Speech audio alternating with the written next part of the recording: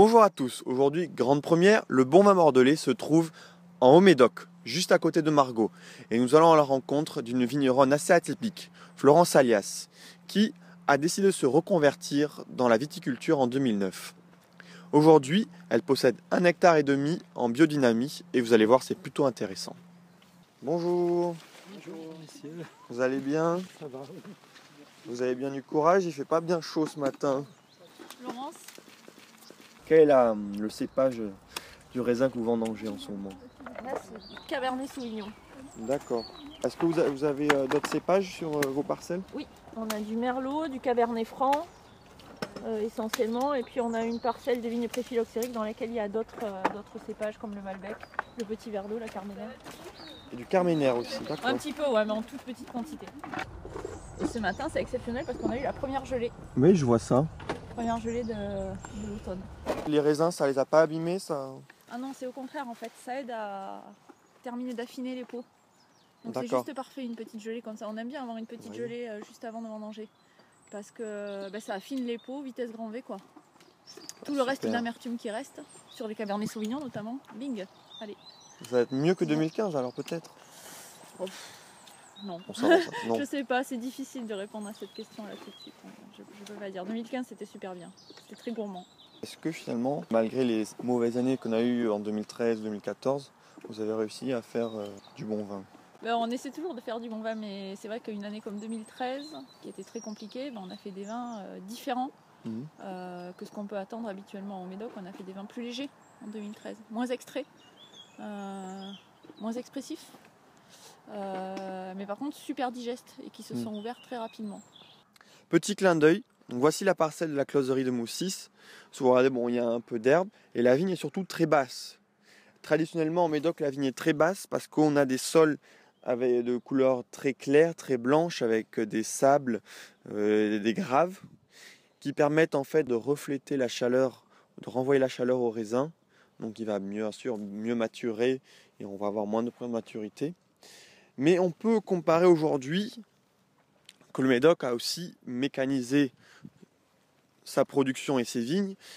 Et donc voici en face donc un autre château. Donc là bien sûr on voit bien qu'ils vendangent à la machine, que tout est fait à la machine, c'est parfait, c'est droit, il n'y a pas une herbe dans les rangs. Et voici donc voilà, très droit et en fait donc beaucoup plus haut pour pouvoir facilement passer avec les machines et vendanger à la machine.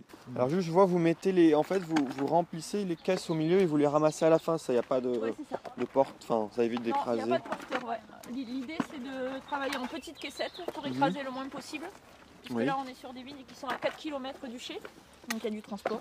Après on ramasse les caissettes et on va en cuver dans la foulée.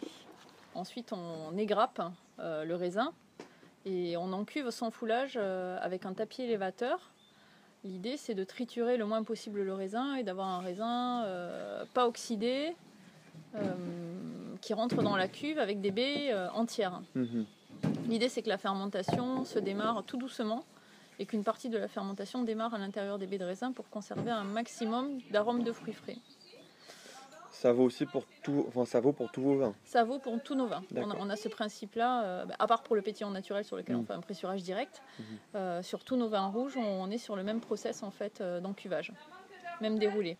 Donc déroulé simple avec la priorité, c'est conserver au maximum l'intégrité du raisin, protéger de l'oxydation, protéger de la chaleur. Place à la dégustation. Florence nous présente sa cuvée Virvolt sur 2015 en vin de France et 100% Merlot. Elle en produit 2000 bouteilles par an. Voilà, Virvolt. Notre interprétation du vin de soif à la bordelaise. Là, on essaie d'avoir de la gourmandise pure en fait. Mais au nez, c'est vraiment fruits frais. On dirait qu'on vient de cueillir les fruits. C'est quelque chose d'assez étonnant. Non, ça, c'est vrai que quand on dit que ça vient de Bordeaux, les gens sont surpris d'avoir cette buvabilité, cette simplicité. Nous, on aime bien que ce soit simple en fait, direct, que ça parle au sens. Et donc, pour vous, qu'est-ce qu'un vin de soif à la bordelaise? Pour nous, un vin de soif à la bordelaise, c'est un vin qu'on va ouvrir facilement le midi. Avec des plats tout simples quoi.